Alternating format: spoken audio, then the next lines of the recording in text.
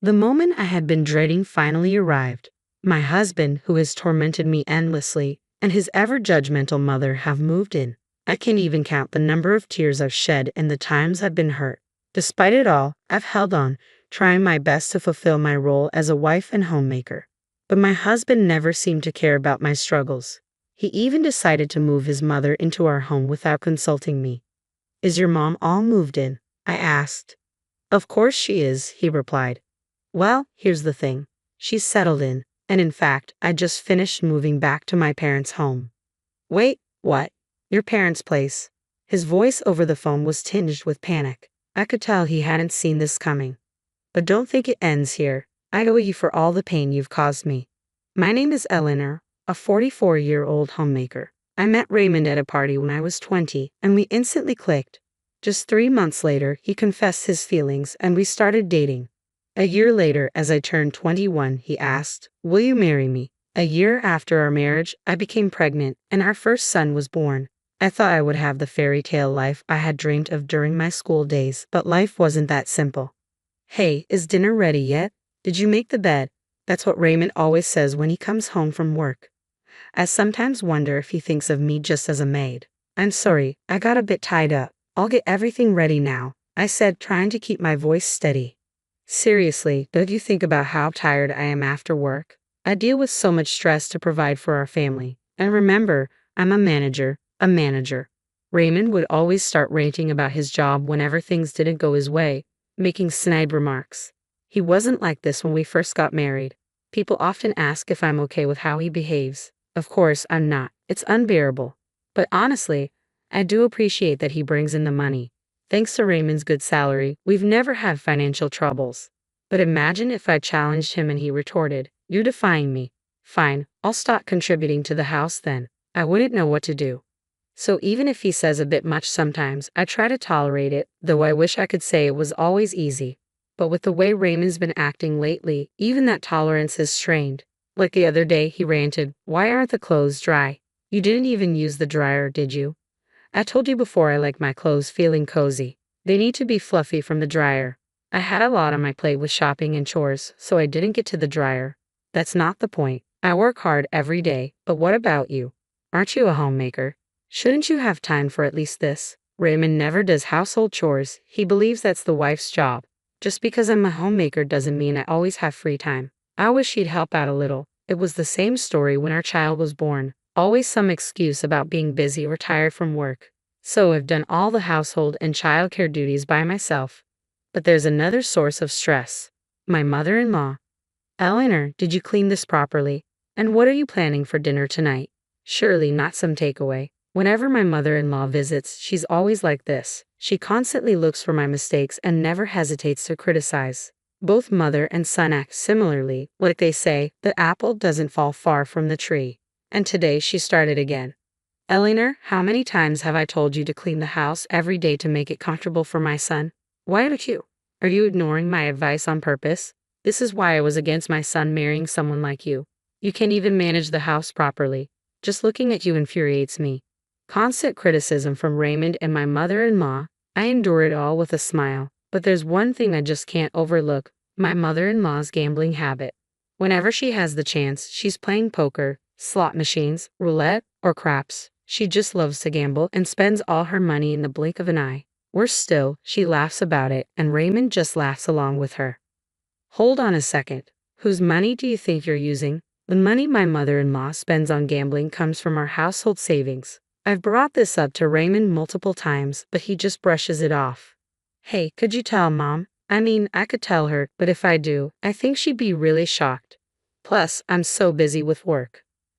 I don't think I can discuss it calmly. He always comes up with these excuses and never asks. So I decide to convey Raymond's message to my mother-in-law for him. "Why can't a mother use the money her son earns?" "He told me I can use as much as I want," she retorted, thinking that Raymond would back me up. I say Raymond feels the same way. "Could you please stop using our household savings without asking?" "Right, honey." But Raymond interjects, "What are you talking about? The household savings are for all 3 of us, excluding only Mom." Is she wrong? Sorry, Mom. Don't listen to her, she's lying. You can use the money as you always have. This is how Raymond always changes his story depending on who he's talking to. Moreover, he started blaming me for my mother-in-law's gambling habits, saying they worsened after we got married 3 months ago. That's just not true. Even before our marriage, my mother-in-law was gambling frequently. Whenever I went shopping, I'd see her coming out of the local poker club. But when I bring this up to Raymond, he accuses me of lying and then ignores the issue. He'll never see his mother's true colors. These remarks keep coming, and I'm getting fed up. Oh, look at the time. I should get going. Wait, Mom, you didn't forget about our plan, right? How are the preparations? Yes, they're well underway. What plan? What are these two up to? I'm taken aback by Raymond's sudden question and try to figure out their scheme. With that, my mother-in-law, humming a tune, leaves in high spirits. At last, she's gone. I think to myself. I look over, and Raymond is grinning from ear to ear, waving until his mother's out of sight. A week later, I finally understood the meaning behind Raymond's words about preparations. Have a good day, I say, but there's only a slam as usual. Raymond leaves for work without responding to my farewell. While most couples would greet each other with smiles, that warmth is long gone between us. I gaze out the window and see a neighboring family looking so happy as they walk by. I remember the days when my son and I used to go for walks just like that. Lost in my thoughts in the morning, the doorbell rings. Yes, who is it? Oh, it's you, mother-in-law. Wait, where's Raymond? I wasn't expecting her to show up today, especially not this early in the morning. Oh, something came up at his work, so he had to go in unexpectedly. I see. Why on earth is she here? She's not expecting to have breakfast with me, is she? No way she would think of doing that, or would she? A flurry of thoughts about my mother-in-law raced through my mind. Then she says, "Why are you standing there looking so blank? Get things ready." Ready for what? I haven't eaten anything since this morning. I'm hungry, so make me breakfast. And make sure this doesn't happen again. What does she mean by "from now on"? The words "get ready" that Raymond mentioned earlier and mother-in-law's "from now on" phrase make me uneasy for some reason. I had a terrible feeling about this, feeling anxious about their comments. Mother-in-law pressures me to make breakfast. I apologize and start preparing the meal.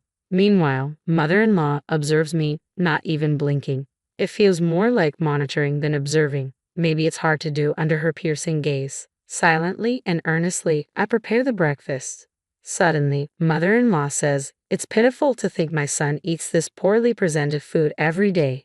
It looks terrible and probably tastes just as bad. I'd love to know how you manage to cook so poorly." She ridicules me, mockingly laughing and complaining. Why do I have to hear this first thing in the morning? What was supposed to be a pleasant morning feels as if it had turned into a downpour. Sorry for the wait, it took you long enough. How much time do you need for a meal like this? Maybe you should attend a cooking class, then you might be able to cook something decent. Even then, it'd be like getting a D instead of an F. Having a meal along with my mother-in-law for the first time, seeing her stern face while eating, I lost my appetite, and the meal I put so much effort into tasted bland. Suddenly, my mother-in-law sat down her fork, stating, "I don't even feel like eating this. Clear it away." I'm sorry, I just can't take this anymore. I wish she'd leave sooner. But little did I know, my wish would be shattered in no time. Ring, ring. Excuse me for a moment. Hey, Mom's there, right? Let me talk to her, Raymond requested, handing the phone to my mother-in-law. After Raymond's request, she exclaimed, "You told me we'd discuss that matter, making me come over so early. Now you say you're at work. What's going on?" "Sorry, something came up. I'll be back before noon. Just relax till then." Hurry up. Being with her is just stressful. She ended the call with Raymond and returned the phone to me with a slight throw. Trying to ask what Raymond had said, she just glared and told me he'd be back before noon. 3 hours later, Raymond returned home and immediately asked her, "Sorry, Mom, so are you ready?" "Yes, just need to pack my things." Before I could process it, Raymond dropped a bombshell. "From now on, Mom will live here too." What? It was a shock. I always thought it would be just the two of us living here, but now my mother-in-law will be moving in. The mere thought of my mother-in-law coming here terrifies me. Living a life constantly getting snide remarks from Raymond and my mother-in-law every day, I just can't bear the thought of it. "Mom, I'll help you move on my next day off." That would be helpful, but don't bring her along. We don't need someone useless. Don't worry, it'll just be me. The shocking twist left my mind blank, unable to process anything. That evening, Raymond and his mom went out for dinner alone. I pondered our future. How would I coexist with the two of them? Was I just supposed to endure everything, or was there another way? The same thoughts kept replaying, but no answers came. Lost in my despair, tears spilled when suddenly, ring ring, a phone call. Wiping away my tears, I answered, and the voice on the other end was, oh, a call from the most unexpected person. The familiar voice echoed in my ear when I picked up the phone. Mom, it's been a while. Eric, it has indeed. Have you been well? Yeah, I'm good. Granddad and Granny are also doing well. We're all getting along. It was my son, Eric, on the other end. After graduating from college, Eric took a job at a company near our family home. Because his work was close, he had chosen to live with his grandparents away from us. When will you come to visit? It's been years since you last did. The two of them really want to see you. I'm sorry, I've been so busy and just couldn't make it to the family home. Busy with what? Isn't it because of Dad and Grandmother? He hit the nail on the head. The reason I couldn't visit was indeed because of those two. Raymond didn't like the idea of me visiting my parents. As a homemaker, Raymond only sees me as a mere housekeeper. He has this ridiculous notion that I should always be taking care of the home, and his mother shared the same view. She too only saw me as a convenient housekeeper, always expecting me to tend to the house.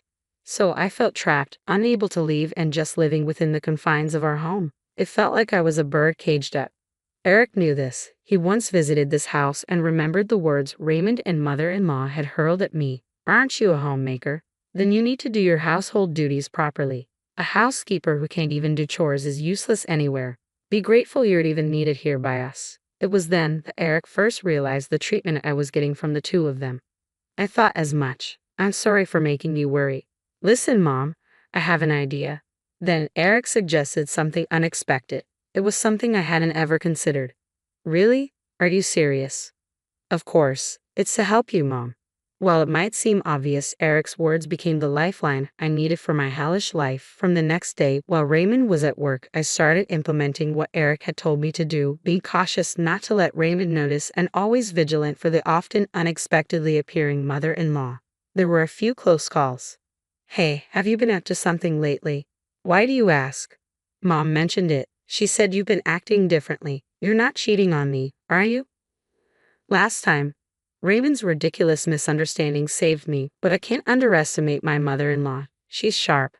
I need to be more careful and not let my guard down around her. Still, it's clear that Raymond doesn't really care about me.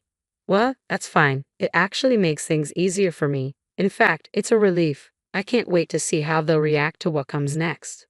Ring ring. Mom, how far along are you with the preparations? I've got everything ready and I've made a lot of progress. Now we just wait for the day. Speaking of which, do you know when Grandmother is moving in?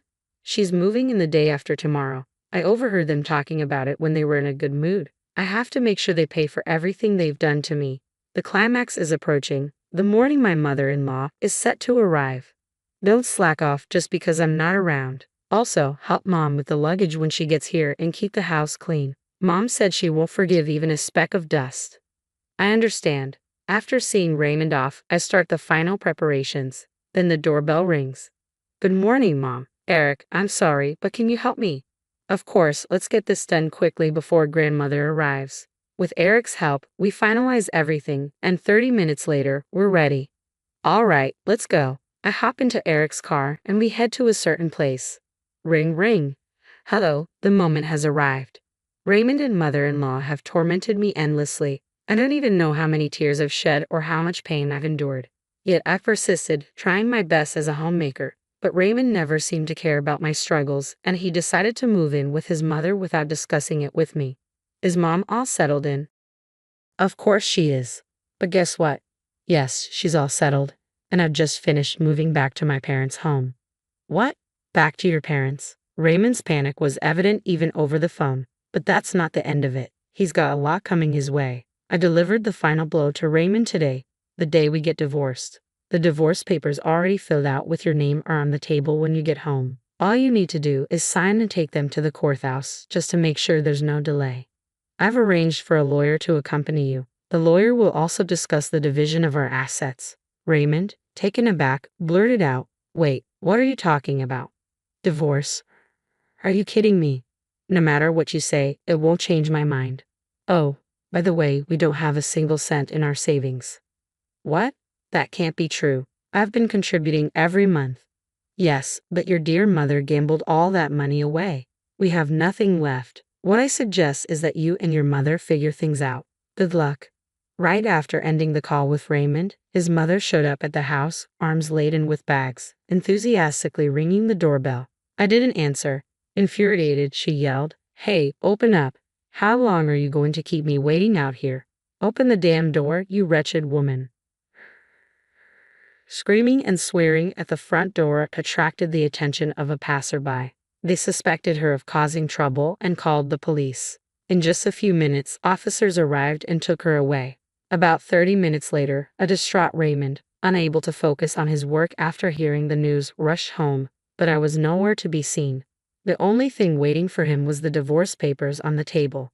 The sight left him completely speechless, and he just sat down, devastated. 2 hours later, the lawyer arrived and accompanied a despondent Raymond to the courthouse to submit the divorce papers. At last, our divorce was finalized. The next day, after being released from police custody, Raymond's mother came home only to find her son deeply affected by the shock of the divorce. Although Raymond had planned to live with her, the trauma of the divorce made him take a leave from work, and a month later, he resigned. With no income, he had to sell the new house they had just built. They managed to get by with the money from the sale, but his gambling-addicted mother depleted it all. Rumor has it they now live like homeless people in a nearby park. After the divorce, I began to live peacefully at my parents' house. The money from the sale of the house came to me as well. With that money, I commented, "This place is lovely." Yeah, it's a popular resort hotel these days. I was on vacation with my family, finally free from the nightmare. I could live my life on my own terms. That joy is unparalleled.